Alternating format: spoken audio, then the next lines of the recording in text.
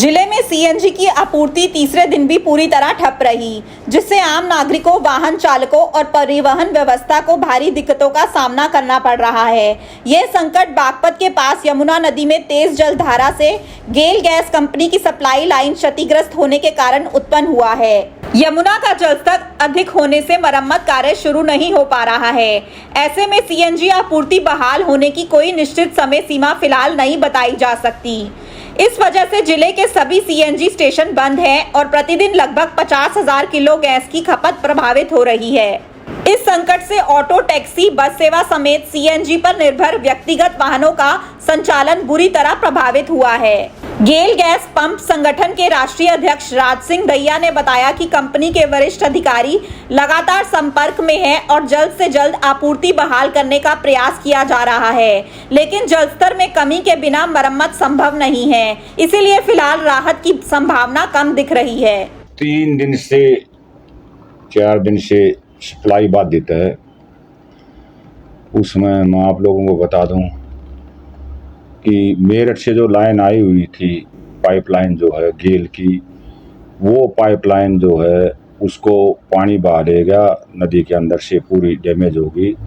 जिसको ठीक करने में जो मेरी अथॉरिटी से बात हुई है वो ये है कि इसको 3-4 महीने लगेंगे।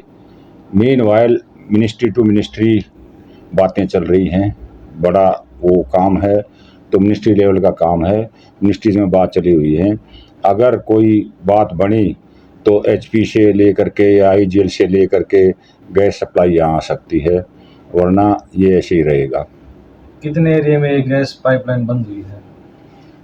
ये गैस की जो पाइपलाइन है वो यहाँ सोनीपत जो आई हुई है, गेल गैस की जो पाइपलाइन है वो डैमेज होगी पूरी तरह से। बहालेगी सारी 2 फुट चौड़ी पाइप थी, 1.5-2 फुट चौड़ी पाइप थी। उसको पानी जो पीछे छोड़ा था तो वो पानी इसको बहा ले गया और बिल्कुल पूरी तरह से उड़ा दिए, वो बची ही नहीं पाइपलाइन। तो जो दूसरी पाइपलाइनें जो आ रही हैं, आईजीएल की है, एचपी की है या और किसी कंपनी की है, उन पाइपलाइनों से ये अगर आएंगे तो वहाँ से इनको कुछ गैस मिल सकती है, लेकिन शायद हो सकता है इतनी क्वांटिटी में ना मिले जितनी इनको ज़रूरत है, गेल गैस को जो ज़रूरत है। तो अभी हमें इंतज़ार करना पड़ेगा कि क्या होता है। मैं खुद स्वयं दुखी हूँ कि भाई सोनीपत की जनता के लिए, सोनीपत के लोगों के लिए एक सुविधा दी गई थी यहाँ, लेकिन क्या करें, अब हमारी मजबूरी है, इनको बाहर जाना पड़ता है गैस लेने के लिए। लगभग कितनी खपत सोनीपत में आवश्यकता पड़ती है सीएनजी की?